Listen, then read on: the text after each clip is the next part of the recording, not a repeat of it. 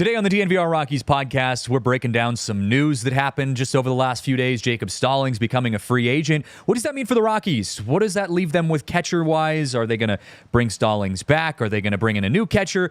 What's going to be the plan moving forward here this offseason? We're going to break that down in just a moment here on the DNVR Rockies podcast.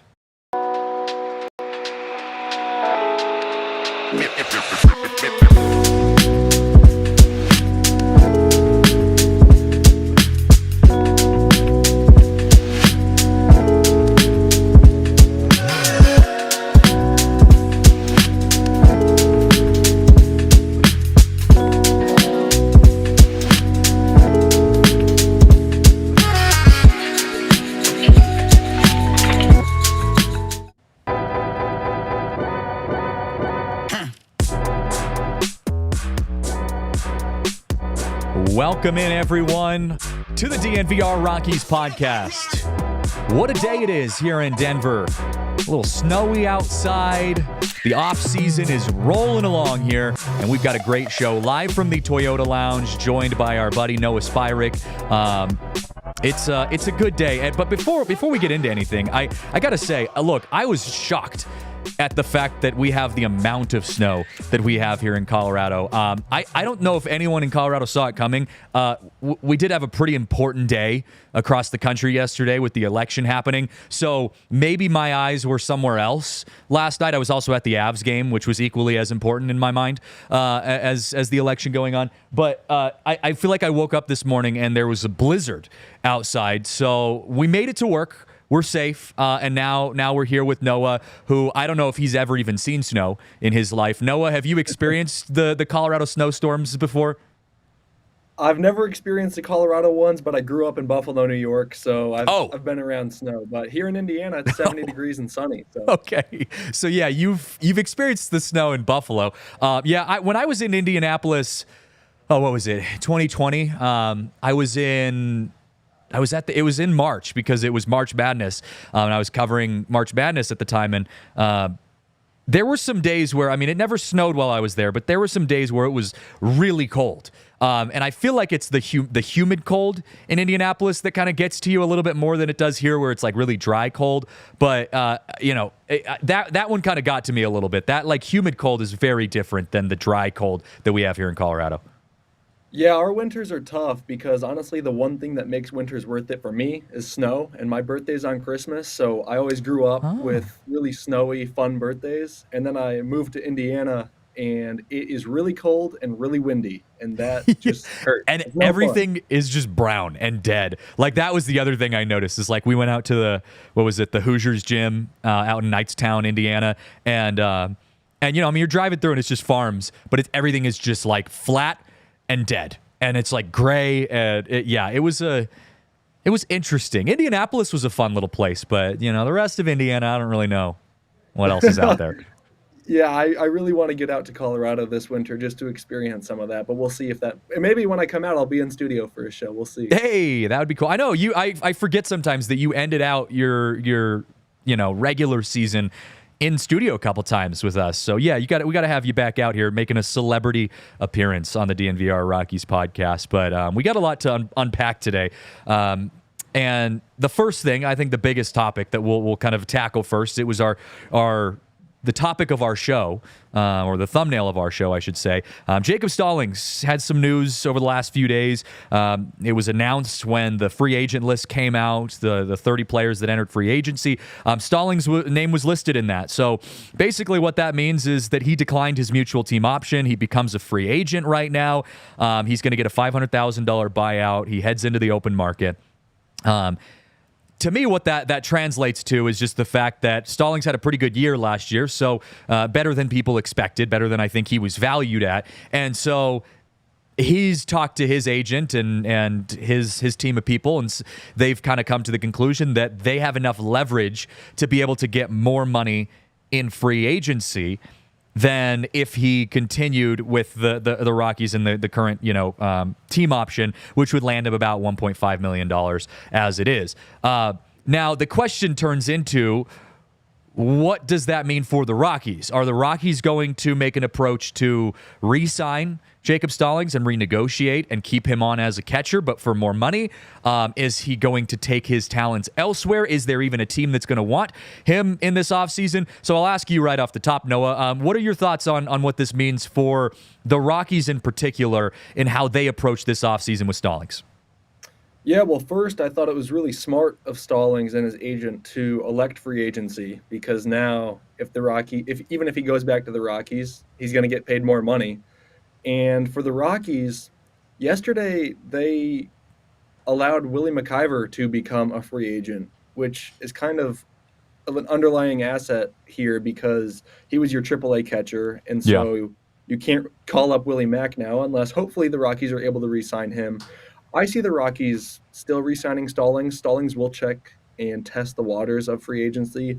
I can't see a lot coming from that, and that's not me hating. I was just being honest. But I think the Rockies will try to get him back and probably pay him just a little bit more than what he was owed before. Yeah, probably about $2 million is kind of the number that I'm hearing tossed around. I agree with you. To get into the stats, Stalling, he's 34 years old. He hit pretty well this last season. Again, compared to what I think the value they were expecting to get out of him, he was a 263 average, over 281 plate appearances. He hit a career best 9 home runs. He has been known to be one of the best defensive catchers in all of baseball, actually, just from a sheer blocking standpoint. His strike called ratio was low, actually one of the lower end of baseball this year. So offensively, he was more of an asset than the Rockies were expecting. But I think the reason the Rockies will probably approach re-signing him in this offseason is because of the limited options you have right now that you trust at the catcher spot. You've got Drew Romo, who is a good defensive catcher and has pretty good strike-to-ball ratio, called strike ratio. He's got a good pop time going down to second. His defense is there. His bat was almost non-existent outside of the Marlins series, which is, a series that, you would hope that he has a good bat in anyways. And then the opposite was kind of the same for Hunter Goodman, who was a pretty good bat towards the end of the year. Not great in the beginning, more of a utility guy, but his catching, but his play behind the plate. I mean, there were times in the end where the Dodgers especially were just running all over him at the end of the year when he was catching. And so, right now you just don't really trust that he's going to be able to play consistently behind the plate. So I could see a world in which, a very likely world in which the Rockies re-sign Stallings, take him for about $2 million and just say, hey, he's going to be someone that you trust behind home plate, but he's not the answer. Yeah, and the one thing we know about Bud Black is he loves himself a veteran catcher. Bud, as a former pitcher, he knows how important a pitcher-catcher relationship is. And, at the end of last season, Drew Romo disappeared. He went over 2 weeks, maybe even over 3 weeks without appearing in a game. And that was kind of odd from a fan perspective because you call up one of your better prospects, a guy that some have called could be your catcher of the future, and you don't play him in a year where you lose 100 games. Bud caught some flack for that, but he's going to stick to his guns, which is why I really believe that they're going to get Stallings back, or another veteran catcher that's not geared towards helping the rebuild, but helping the young staff develop. Well, and you look at what they did with Elias Diaz. They had moved on from Diaz. They apparently tried to trade him at the deadline, weren't able to get anything from him, so they ended up DFAing him, and he landed with the Padres, ended up getting a postseason appearance, although it wasn't a great one. But he did move on. And so it showed to me that they were, committing to this rebuild of the catcher spot. Now, Stallings does not fit that rebuild long term. If we're talking, the next 10 years, Stallings isn't your guy. I would say that next year's probably the last year that we're going to see Jacob Stallings. But I do think with the lack of consistency from your catcher prospects, that's why the Rockies are hesitant to let go of someone like Stallings. If Drew Romo had come up and even just had a relatively stable bat, offense, I think they could have probably put a little more faith in that. But just with how non-existent Drew Romo was from a hitting standpoint, the Rockies right now have no faith in Drew Romo's ability offensively. They need him to adjust on that and grow into that. And the same can be applied to Hunter Goodman in the flip side. Willie Mack is an interesting one because you know more about McIver than I do, just since you work with Blake Street Banner and you've kind of covered his season a lot more intuitively throughout the year. But I think it's just interesting that it doesn't feel like there is a specific person that you can point to as the future catcher for the Rockies right now. And so maybe we do live in a world where the Rockies end up going out and trying to find a new catcher. I don't see that being the case, but I just don't see someone being the far and away, biggest prospect in the future of your catcher spot. Yeah, I'd agree, because you look out at the market and the Rockies said that they were going to be cutting payroll. And so that lessens the chance that they attack one of the bigger name catchers. And I feel like most of the catcher spots are locked up across the league. That is a spot that you really do want to have an everyday starter and just have a guy that can come in every third day and give him a rest, let his knees ice up for a bit. So for the Rockies to not have that, that's number one. We all want to look at offensive production and say, well, hopefully he can contribute with the bat. Well, Tony Wolters was a guy that played amazing defense behind the plate for the Rockies, never hit, and then, of course, had that incredible moment in the 2018 NL wildcard against the Cubs.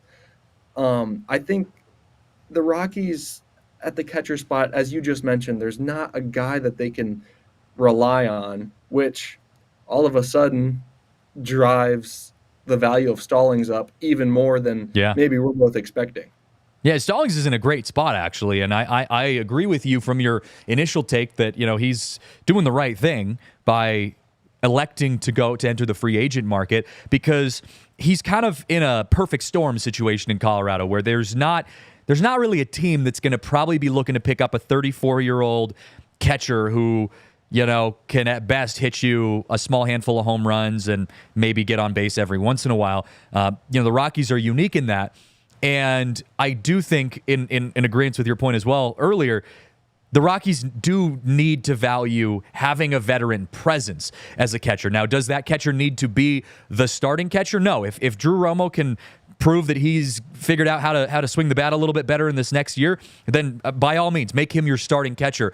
But you've got an entire bullpen, and we're going to talk about as the show goes on, an entire bullpen of 22-year-olds, right, or 24-year-olds, guys who that's their first real full big league season next year, most likely. You've got a lot of young arms in the pen that you need to look at and say, it's going to be good to have a veteran catcher who knows what they're doing, has earned their stripes at the big league level and can help navigate some of these pitchers. Because yes, Drew Romo could be a great defensive catcher, but one of the other knocks that we had on Drew Romo that we heard towards the end of his season was that he needed to improve his leadership, behind the plate.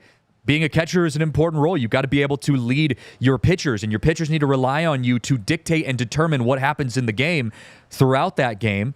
And so, Drew Romo needs to be a guy that can go out, take initiative, call time when a veteran pitcher like Kyle Freeland or German Marquez is struggling, and say, I'm going to go out here, I'm going to talk to this guy and get this guy back in on track.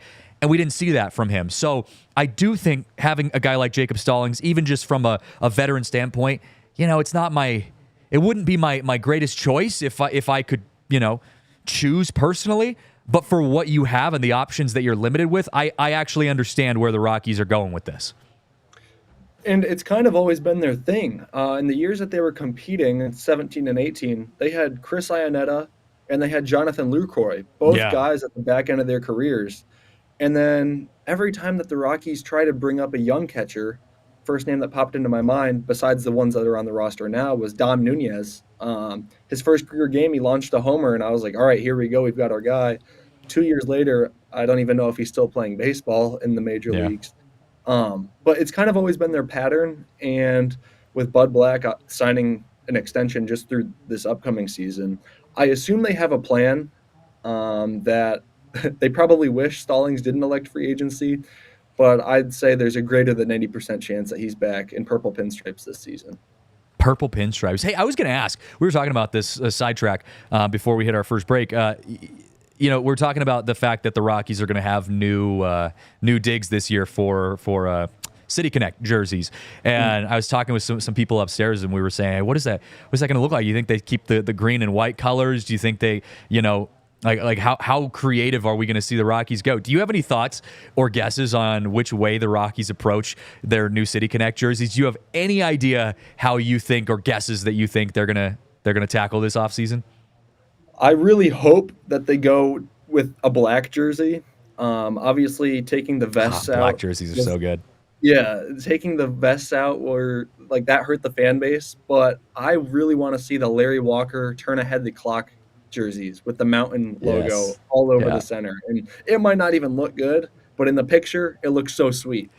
If you could give me all black jerseys for the Rockies, especially the cutoffs, but even if we go beyond cutoffs, all black jerseys, there is nothing cooler than a team with all black jerseys. Think of the Chicago White Sox, the worst team in the history of baseball, had, in my eyes, the sickest City Connect jerseys with the all black, gray or white pinstripes with the little city skyline on their hat. Like, that was by far the coolest jersey in my eyes of the City Connect. Some people didn't like them, but I think if you can be a semi-good team and roll out an all black uni combo, it's just such a badass look. I'm with you. And I think this weekend, the Tennessee Volunteers are rolling out their dark mode uniforms, which is all black with the neon orange numbers and helmets. It's sweet. Yeah. And look, I don't think it fits the vibes for the Rockies, so I can get my hopes up. But do we really see a all black uniform in bright, sunny Colorado, where it's it makes more sense in a place like Chicago where it's a little bit darker, a little more kind of gloomy and, intense. I don't know if that fits the vibes of Colorado, so I can hope for a black uniform. Maybe it'll be black and white, they'd mix it up. But either way, I just wanted to throw that out there just because it is something that we're going to see new uniforms next year, so that's something to keep an eye on. But I got to hit a break here and give some love to our friends. But before we do, coming up after the break, we're going to be ranking our starting pitching rotation for the year, so we're going to get to that after this. But first, got to share some love with our friends over at Coors Light, because right now there has never been a better time to embrace the chill mindset. Crack open an ice cold Coors Light, and look, even though it's cold and freezing outside right now, I think it was 28 degrees on my drive in here. Colorado's interesting because it's freezing cold outside, yes, but then you come inside to the DNVR bar or to Ball Arena or wherever you want, wherever you're going throughout the day, and it's it's shocking. It's so hot. I was drenched in sweat yesterday when I was at the Avs game because the heaters were on, and it was a very hot environment. So, of course, what did I do? I cracked open a nice cold Coors Light.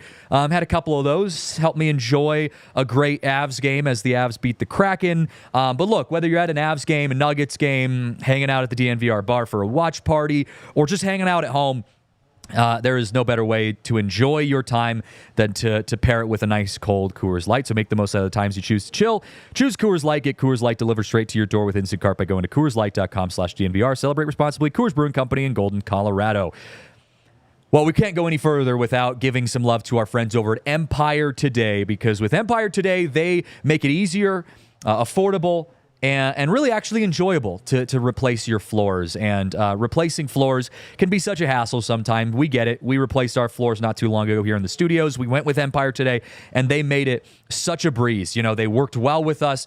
Their customer service is incredible. They not only was their customer service incredible, but their product is great. Their installers did a good job of making sure everything was exactly the way that we wanted. The designs were great. You don't normally see the floors here at DNVR because we do a good job of making sure that you enjoy all the rest of our sets. But I want to start a petition to be able to do the wide angle shots where you can see the floors, because they still look really good, and that's thanks to our friends at Empire Today. But whether you're a business, whether you're just someone that's looking to redo your floors at home, Empire Today is quality service, speed, and affordability. So you got to check them out. You can schedule a free in-home estimate today. All listeners can receive a $350 discount when you use promo code DNVR. Restrictions apply. See EmpireToday.com/DNVR for details. Back here on the DNVR Rockies podcast, Christian Saez, Noah Spirek. Noah with us here for a few more minutes before he's got to head off. Just going through some conversations here in the Rockies world. And we're deep into the offseason right now. It feels like it, at least. So we're in that point in the year where we start to go through our grades, rankings, review of everything that happened last year in an effort to get us set for next year and saying what can this lead to? What can this build into for next season? So in this segment, we're going to be talking about the state of our arms in the Rockies and not talking about the bullpen. Going to be talking strictly about starting pitching because I do think there is a bigger question mark in my eyes. And if you had asked me at the beginning of the last year for the Rockies, I would have had a totally different answer. But right now, there is a bigger question mark in my eyes of what the state of our starting rotation is going to look like compared to our bullpen. So we're going to talk about the bullpen later in the show. But I want to start by talking about our starting pitching rotation. So I'm going to go down the list of some of our starters this year, our more consistent starters this year, and we're going to kind of rank them. So I'll start by just going down the list and you know, I'll kind of give you my take on where I would rank them as a Rocky starter, and then Noah, I'll let you respond to this. So I'm going to start by my number one ranking for this last year, and also I'm going to put into that my expectations for next year as well. So this includes their performance last year and what I expect them to do next year and be in the rankings next year. My number one starting pitcher has to be Kyle Freeland. I think not only, you know, he had some ups and downs, yes, throughout the year, but not only is he kind of one of your veterans, he's a guy that I think still has some promise to be a guy who can go in and be a good starting pitcher for the Rockies. You know, if he can get that blister under control, he to me has more potential to be a number one starter with his leadership, with his consistency over the years with the Rockies. He's still, to me, the number one Rockies starter in the rankings of starting pitchers. So I want to know what you think of that, Noah. What do you think the rankings for Kyle Freeland would be? I would have him lower. I would put Cal Quantrill at 1, me personally. I think Wow. Kyle Freeland, the last 2 months were fantastic, maybe even the last 3 because he kind of started getting hurt again with the blisters popping back up. The number one starter, the opening day starter, is expected to set the tone for the rotation. And not only on opening day, but his first month was so brutal that even Yeah. at the end of the year, when he tried to balance it out with several great starts in a row they were strung together, I think Cal Quantrill's overall consistency would put him at number 1 for me personally.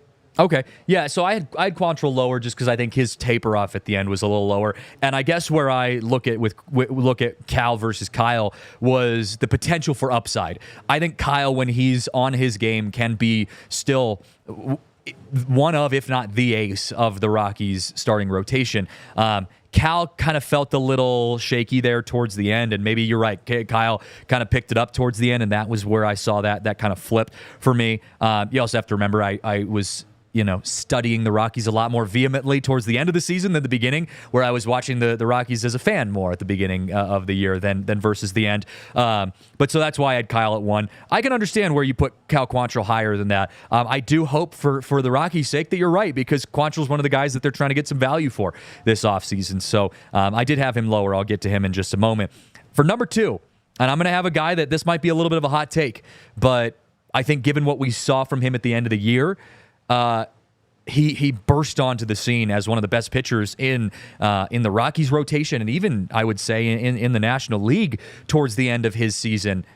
Ryan Feltner, I think, had a phenomenal end to his year and could be, when he's at his prime, one of the best pitchers in the rotation for the Rockies. He comes in at number 2 for me in the Rockies starting rotation rankings. What are your thoughts on that? Yeah, I'd actually agree. In Blake Street Banter's preseason predictions, we had Rocky Cy Young Award, and I handed it out to Ryan Feltner as a prediction. I really thought he's had really good stuff for a couple of years now, and he was finally able to put it together without getting hurt. I know he had that right lat soreness, which was kind of weird in the middle of the summer. But for a guy that got virtually no run support all season long, so the record's a bit misleading, I thought he did really well. It's all about for him getting the ball in the strike zone and not nibbling on the edges. When he doesn't walk guys, the other team is only going to hit the ball about 4 times. So you can count on him to go out there and give you a quality start most nights. Yeah, he can sling it, and I love his fastball. We know Coors Field is historically a tough place for pitchers, and I mean the fact that he went on I think it was like plus 20, consecutive outs via the fastball towards the end of the year. Like, I mean, these are hitters that, I mean, especially with the types of teams the Rockies are playing, the Dodgers, the Padres, the Phillies. I mean, like their schedule was brutal at the end of the year, and he was getting fastball outs on everyone he faced. So Ryan Feltner comes in at number 2. Number 3 for me. And I put an asterisk by this because I don't really know what we're going to get out of him next year, given that he's coming back from injury. German Marquez. Think he could be, a guy that could still have some life left in his stuff. But anytime you miss pretty much an entire year, and more than that with the injury kind of fluctuating, you just don't know what you're going to get. I put him at 3 because I think he could be a 3-star, a 3-ranking starter in this Rockies rotation moving into next year. So I'm not ranking him based off last year, but yet looking ahead. But there's a lot of question marks around Marquez if he's not able to bounce back in the way that I'm hoping he can.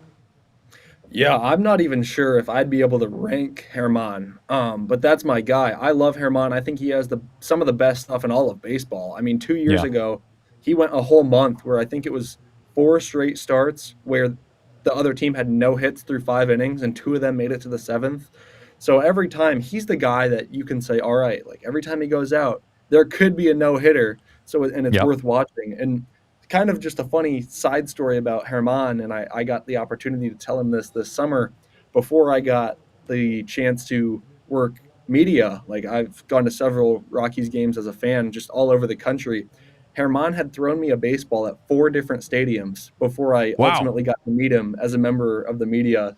And I just thought that was super cool. And when I told him that, he went over and grabbed another one. He's like, here's a 5th. And he's just such a nice guy. I wish That's nothing awesome. but the best health for him moving forward. Jeez, yeah, what a cool story, man. I can't say that I've ever met German Marquez actually, so this will be a new one next year for me to get to meet him. But yeah, he comes in at 3 for me because I think he could be a guy next year, but only time will tell. It's kind of the same kind of thing with Landeskog right now for the Avs. It's like he hasn't played a year and a half, and like he's going to come back at some point, hopefully this year, and we just don't know what we're going to get. So same thing with Antonio Senzatella. He comes in at 4, and it's the same exact answer for me. Is we saw him very minimally at the end of the year. He's been working on his off-speed pitches, so I think there's a chance that he could be okay within that Rockies rotation. But you just don't know, and I'm glad he's going to have an entire offseason to recover and get back to, full strength. But I just don't know with Senzatella. He does come in at 4 for me in that because I think him and Marquez, just their consistency over the years, and Freeland for that matter, has given them in my eyes, the right to keep that ranking a little bit higher than someone that I would see like with Quantrill or that kind of thing. But Senzatella is going to be a shaky 4 for me. I think I'd be the same way. With Senza, I don't think the ceiling is very high, but the floor is also pretty standard. Like, you know what you're going to get, a guy that's going to throw his fastball a lot of the time and rely on the chase for his off-speed. I think that's a good spot for Senza, and I hope that next year we just get him back healthy for a prolonged period of time because he's been on a long road back. Yeah, long road back. I'll rattle through the last couple. I had Quantrill at 5, which, like I said, he definitely could have been higher.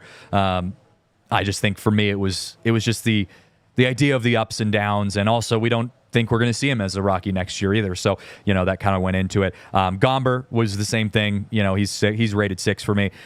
Again, not sure if we're going to see him next year. And he was kind of ups and downs. What was your thoughts on Gomber throughout this season? I mean, like I said, you got to kind of be with the team the whole season long. So I want to know like what your thoughts were on Gomber throughout this year. Yeah, well, as we're having this conversation, it made me realize like most of the Rockies starters had a month where they were just lights out, and Yeah. then the rest of the season was kind of a roller coaster. Gomber, like he was incredible in May. I think it was May or June. I can't quite remember. Yeah, right out of the May. gates. Yeah. And then he really started getting hit around. And I kind of think regressed back to the mean. I think he could be a great contributor, but he's the Rockies' number 3 starter. And I think in any other starting rotation, he'd be 4 or 5. Yeah. But it'll be interesting to see if they can move him, what they'll get for Austin. Yeah, I agree completely. I do have, to wrap up this segment, I do have some 2025 possibles, some probables, I would even go as far as to say. Bradley Blaylock, big fan of Blaylock, personally. You know that.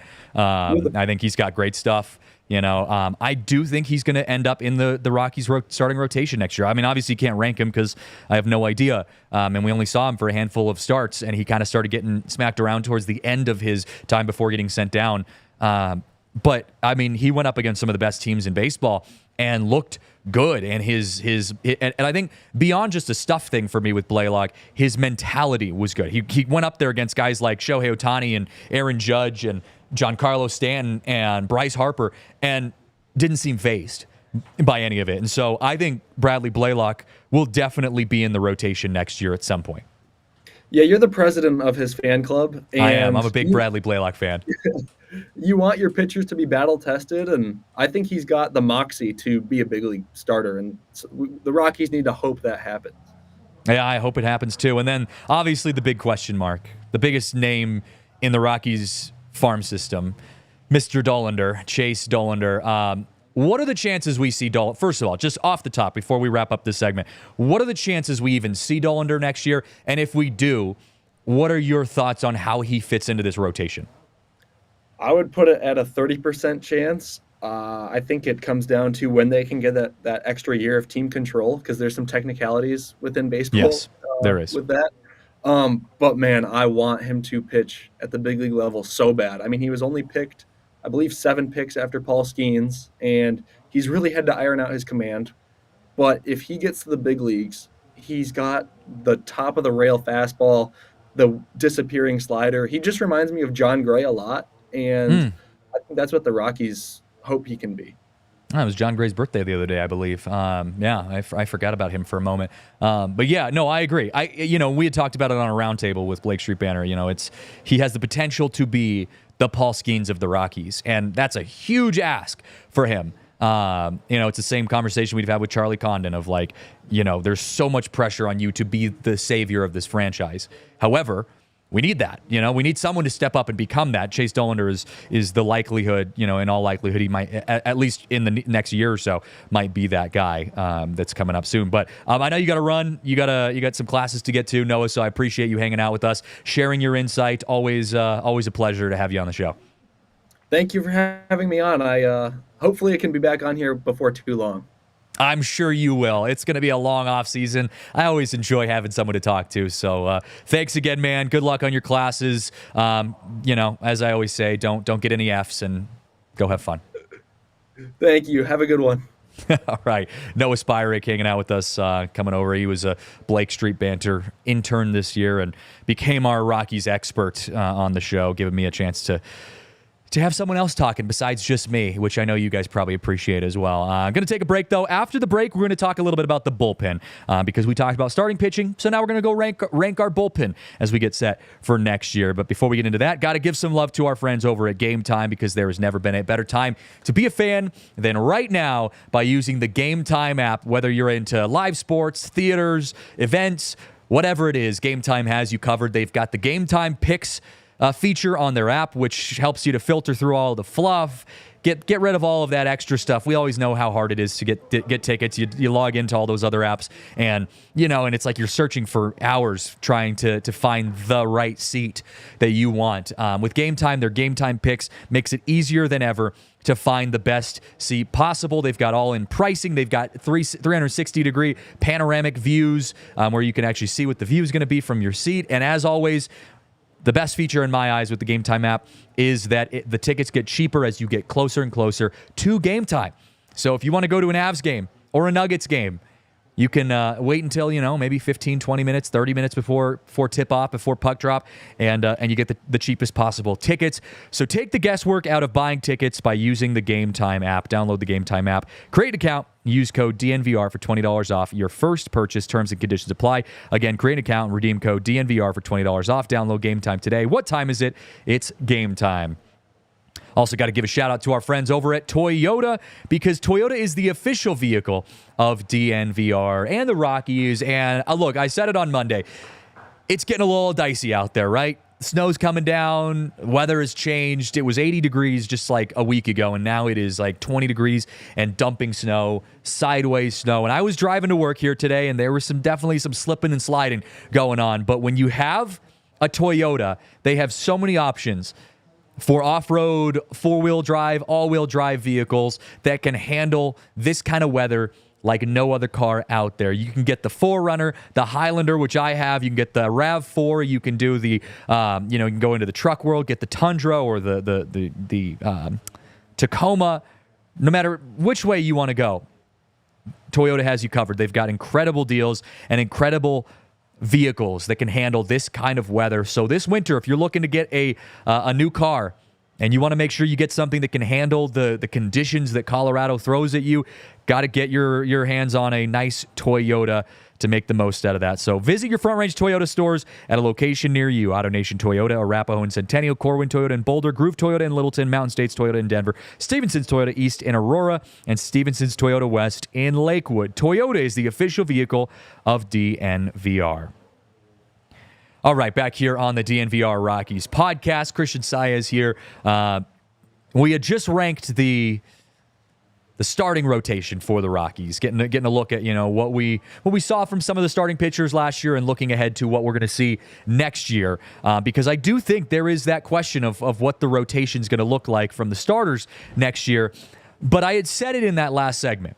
I don't believe that the Rockies are as up in the air in their bullpen as I think we would have expected them to be coming into last year, because we saw a lot of guys jumping out onto the scene that showed a lot of promise.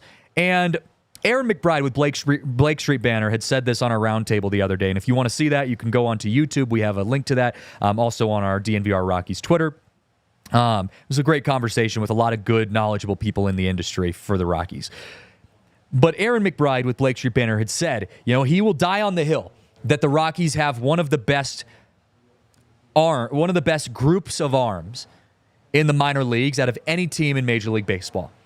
And I would agree with him in that. Now, maybe the stats or the rankings don't always reflect that at times, although the Rockies do have a top 5, minor league farm system in Major League Baseball. I think we're starting to see the fruits of years of the Rockies saying we have a bad bullpen, so we're going to draft and bring in arms. We're going to bring in prospects that have good arms, and we're starting to finally see a little bit of that progress coming out into the big league level. So let's get into our rankings of the bullpens and what I expect to be where I expect these guys to rank next year. These are some predictions for where I expect to see some of these players coming out of the bullpen next year. Number 1, right off the top, for rankings of the bullpen for next year, Seth Halverson. And yes, Seth had a very small sample size. He came onto the scene with really just like 2 months left in the season. And in those 2 months, he gave way to a nickname of Gas Halverson by Ryan Spilborghs. He went up against some of the best teams in all of baseball. And outside of one bad outing against the Dodgers, which, they went on to win a World Series. What can you say? But outside of one bad outing against the Dodgers, actually it kind of ended up being 2 bad outings against the Dodgers, but, again, what can you say? He was incredible. He's got a 101-plus mile-an-hour fastball with movement. He's got a devastating changeup, a good off-speed pitch, slider, curveball. I believe he has a cutter as well in there. He's going to be a guy that I think absolutely comes out of the bullpen in the closer role for the Rockies next year. He's going to be a guy who's got the hype song. He's going to be a guy who's got the light show. All of that stuff is going to be Seth Halverson. He comes in at number 1 because I think he has the most potential for upside going into next year. Number 2, another guy who kind of burst onto the scene last minute, but ended up going all the way until late September before he even gave up a run for the Rockies out of the bullpen. Jaden Hill, a guy that started, the year in the minors, made his way up to the bigs by the month of August and into September, and was lights out. And yes, you can say that, hey, these guys are young. the major leagues haven't, the bigs just haven't seen them yet. So some of these teams just weren't, familiar with what their stuff was, and that's why they were able to be successful. I would go a little further than that. Yes, maybe they're going to have a bit of a fall off, or a bit of an awakening next year, but I still think the stuff is there. Jaden Hill can throw 95 to 100 miles an hour. We saw him regularly eclipsing that 100 mile an hour mark, sitting around 96 to 98, 99 miles an hour on his fastball. Got good movement. He's a guy who can, if he keeps the ball down, can be a good ground ball pitcher too. Got good late break on his stuff. He comes in at number 2 for me on the rankings of the bullpen. Another guy who came out of the bullpen late in the season for the Rockies, number 3 ranked bullpen pitcher, Luis Peralta. He tapered off there towards the end a little bit. That's why I have him at number 3. But he's got great stuff, dynamic pitcher. And I think he's a guy who can be trained to pitch 2, 3, maybe even 4 innings out of the pen. And you saw the postseason. We saw what it looks like to be successful in the bullpen in the postseason. You've got to have a guy or 2 or maybe even 3 who can go pitch 3 or 4 innings when they need to. If you want to go be a competitive team, you can't just have bullpen pitchers who only throw 20 pitches and then call it a day. And Luis Peralta can be your long inning, long game, reliever. So I think he would rank number 3 for me. And number 4, and this one was a surprise because if you had asked me earlier in the season, I would have put him higher than this. But Victor Vodnik comes in at number 4. And Victor Vodnik, the reason I have him at 4 above 2 of the other relievers is because Vodnik still has high upside. He's another potential closer who can throw 100-plus miles an hour. He's got good off-speed stuff. He can be really good late in games.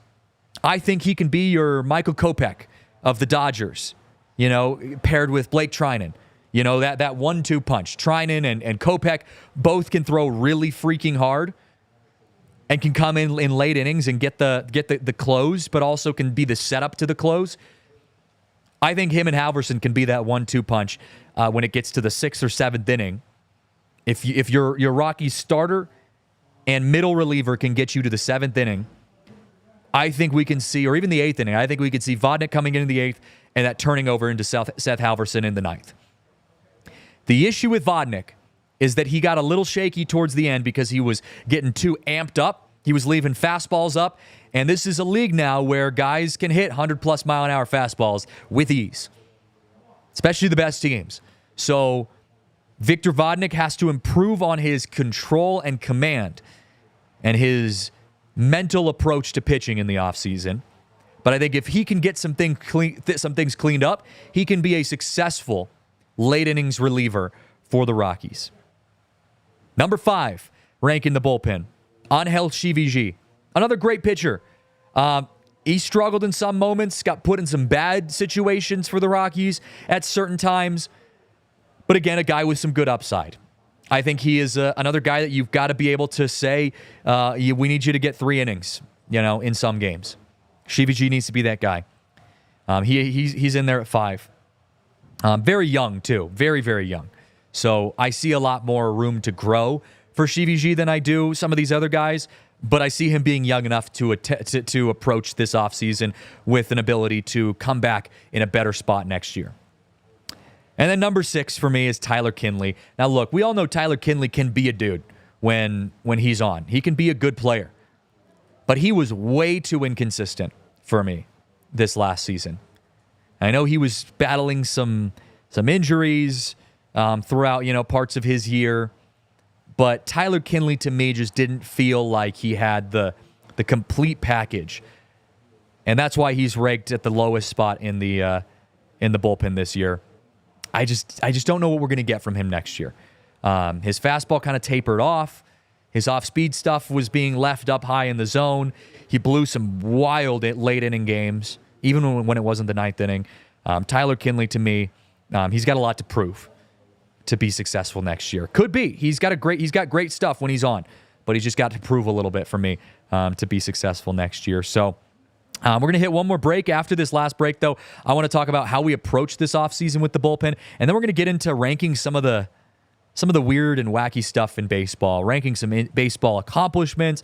What's the best postseason crowd tradition? We're going to get into that after the break. But before we get into that, got to give some love with the hardest ad read I ever do, because it makes me so hungry every single time I talk about it. It's Raising Cane's. Raising Cane's is, it's a double-edged sword for me, because like I said, it's a challenge getting through this read, because I want to get up off the set and go get some Raising Cane's, because it makes me hungry every time right now around lunchtime. But it also is I'm not speaking on Raising Cane's because I have to, because they're a sponsor. It's truly one of my favorite places to go get food. Raising Cane's has incredible chicken fingers. They've got great Raising Cane sauce, their creamy coleslaw, their secret cane sauce. It's the best. And I remember we had a Raising Cane's pop up when I was living on the eastern side of Washington just a few years ago before I moved to Colorado. And when Raising Cane's popped up there, it was like the greatest day in the world for us. There was a line out the door. There was a line of cars waiting to get in, because it's that freaking good. Raising Cane's raises the bar when it comes to getting good chicken fingers. And there's a lot of options out there when you want to get fried chicken, chicken fingers, chicken sandwiches, all of that kind of stuff. But Raising Cane's, in my opinion, is truly the best. And I know my wife, Marissa, she also agrees with me on this. Before Raising Cane's was even a sponsor of our show, we were big Raising Cane's people. So make a pit stop at Raising Cane's for the craveable hand-battered chicken fingers. They're truly, truly the best. So for cooked-to-order hand-battered chicken fingers, race into Raising Cane's, turbocharge your chicken fingers, and get them even faster by ordering online at raisingcanes.com or through their mobile app. Raising Cane's chicken fingers, one love. Well, we also want to share some love with our friends over at Premier Members Credit Union, because if you're like me, you're always looking to get ahead with your money. And look, it's almost a new year. It's that time of year where we're starting to make resolutions, starting to get ready for this next year and hopefully a clean start. A lot of us, this year financially was tough. Inflation is high, things are expensive. Have you gone to the grocery store recently? Getting some eggs is I got to put a down payment on some eggs at the grocery store. I go to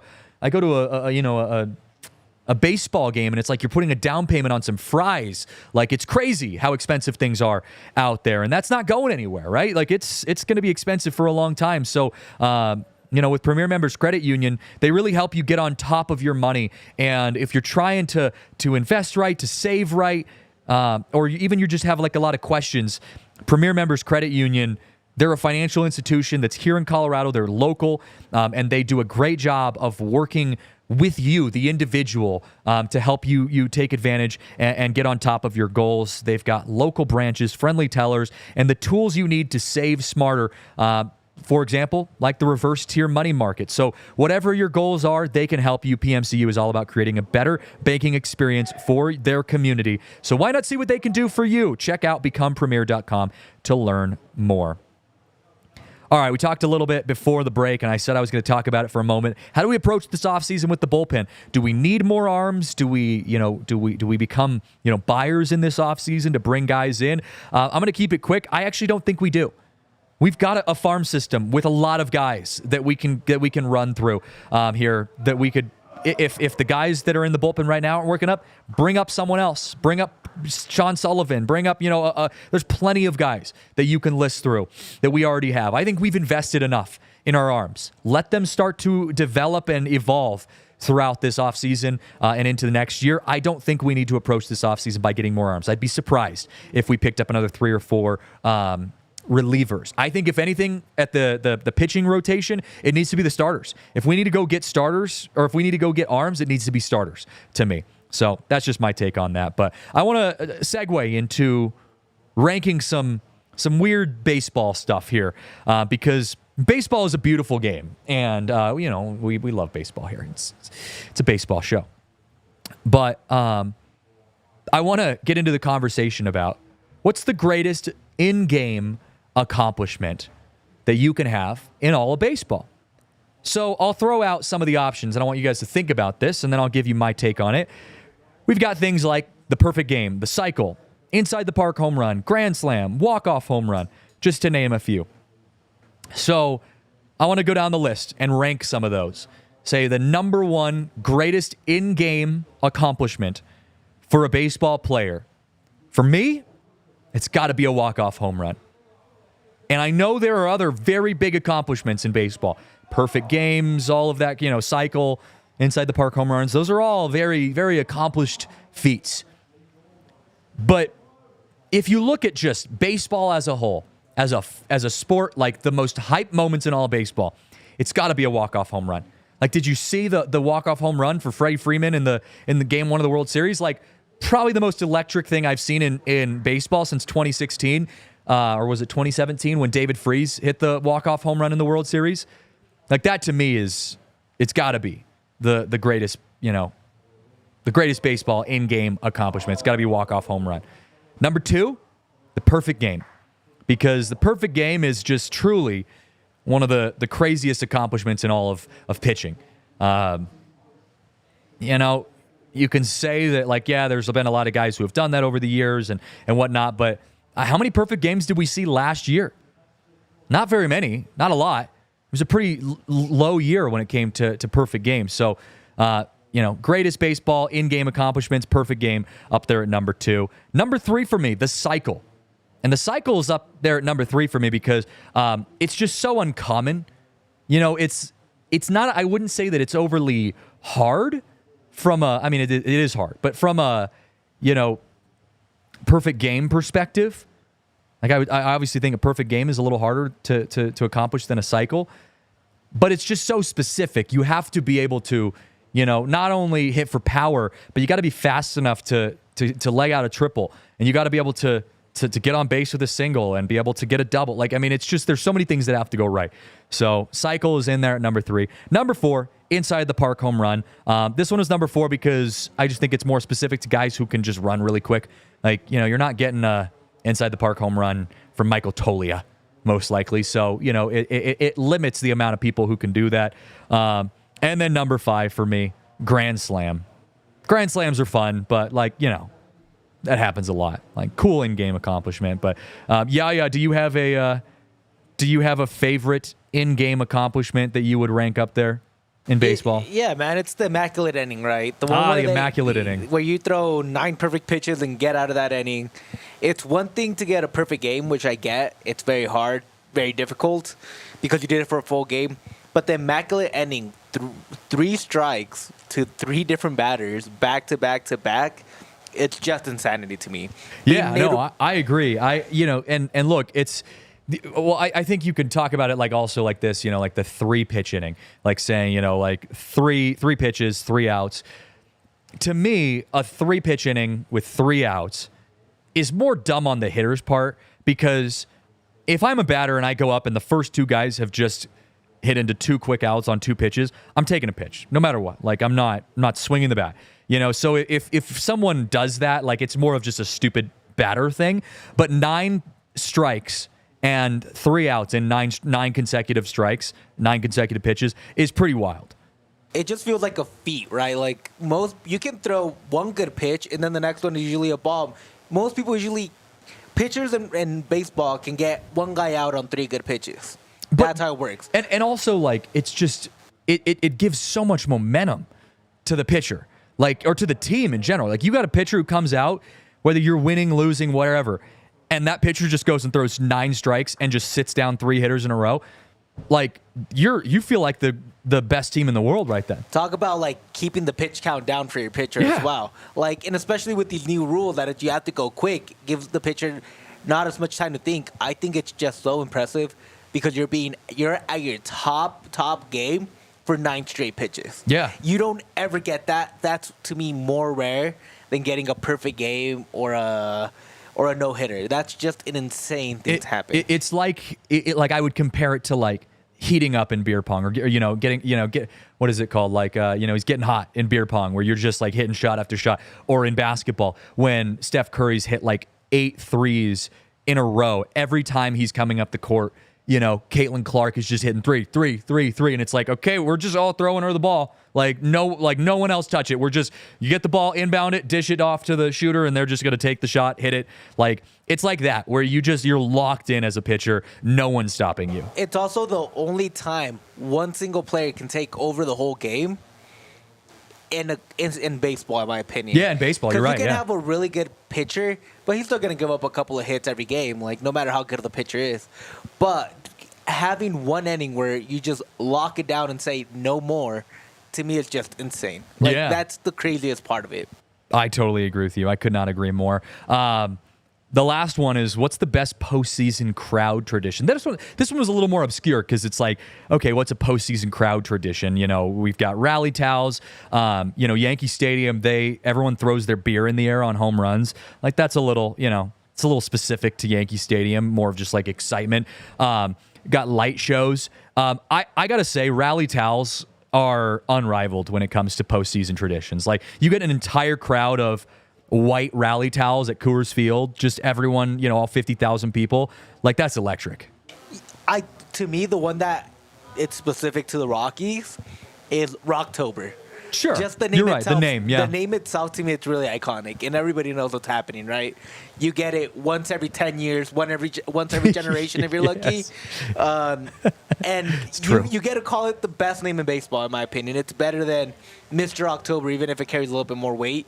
Yeah. But having a whole name for your team that's going into the postseason, calling it Rocktober, to me, it's really badass. Oh, it hits different. I totally agree. Having Rocktober as a just the vibes of Rocktober is incredible. I mean, I think even as a broadcaster, if I'm Drew Goodman, getting to call the last out before the Rockies go to Rocktober, to get to have that call be like, and there it is, the Rockies are headed to Rocktober for the first time in 7 years. It's like that kind of electric energy is unrivaled. You're right. I totally agree with you. And then to pair that with the rally towels, I think the Braves have a good one. They got the tomahawk. That. Aside from all the conversation around that specific thing, just the crowd, it's like a soccer match. The crowd getting involved in a coordinated chant that you don't normally see in baseball is awesome. Because we see that in the World Baseball Classic, Team Japan, or even Team Mexico. You get the people in the crowd with trumpets and horns, and it just doesn't feel like baseball to me. The Braves, it doesn't feel like baseball when you hear that. It's just it's on another level. One that's a little bit more in the past, it's Mariano Rivera in the postseason when the Sandman hit. Yes. And oh my stadium God. It knows, because it's a slow buildup. That song's a slow buildup. Yes. And it's perfect for him walking out. It almost feels like, wild thing, you make my heart. Yeah. I love it. That's the vibe when I had Mariano Rivera out there. I hated the clutch. Yankees, but having the Sandman play as walking out to close out a postseason game, unrivaled to anybody else in the world. Edwin Diaz, Timmy Trumpet, doing the da-da-da-da-da-da-da. That was another really good one. That one was fun. It didn't feel as hype as Sandman did. I gotta wonder what the Rockies do with their closer situation this next year, because I think having a super cool walkout song for your closer, especially if you've got a guy what we hope Seth Halverson will become, it sets the stage for everything in that last inning. Especially the walk-up song has to be slow, in my opinion. Because I do like the trumpet one. I think it was really good for a while. Yeah. But having the slow build-up and having your pitcher slowly open that door, swing open, and then it just kind of starts hitting little by little, you can feel the energy in the crowd building up. That's such a good point, yeah. When it hits the mound, that's the climax for everybody in that stadium. And not just can the pitcher feel it, not just can the fans feel it, but the opposing team, right? You start playing head games with them because you feel that energy as well if you're in that stadium. Do you know the song Zombie Nation? Or what is it? It's by Zombie Nation, I think. It's the da da da da da da da da da da da. Yeah. So that was Gonzaga University. That's their song, and their student section does that, and it's the build up, and it's craziness in the kennel is what they call it because they're the Bulldogs and it's the kennel, whatever. But the student section, Gonzaga's games are always sold out completely. And it's that buildup of that song. It kind of starts kind of quiet and people are just kind of like tapping their feet on the bleachers. And then by the end of it, it's like da da da da da da da da da da da da, and everyone's just jumping up and down. And it's all the metal bleachers. And it just, by the end of it, it's the craziest thing ever. Yeah, that one. And then the other one that I really like that I know people hate is Yankees fan interference every time they're in the postseason, right? Yeah. Whenever the Yankees can interfere into play, a Yankee fan can interfere into play. That's good. They will. They will. And You're right. That's literally Clockwork. what they're made for. That is like clockwork. You are right. That's a good one to end on. That's it for the show, guys. I appreciate you guys hanging with us here and on the Rockies podcast. We got a good one for you guys coming up on Friday. We're going to have Kevin Henry joining the show to talk about some of the prospects, the trades, all the specifics behind all the moves that the Rockies could make, have made, and maybe will make. So hang out with us on Friday at 12:15. We're going to have a good show there. And as always, thank you guys for joining us. You can follow us on Twitter at DNVR_Rockies or myself on Twitter at CJJ Saez. We're getting through this offseason together, guys. It's going to be a long offseason, but hopefully we got some good stuff to talk about as things go on. So for myself, Christian Saez, Yaya, our awesome producer, we'll see you next time. Have a good Wednesday, everyone. We all silly like the mayor.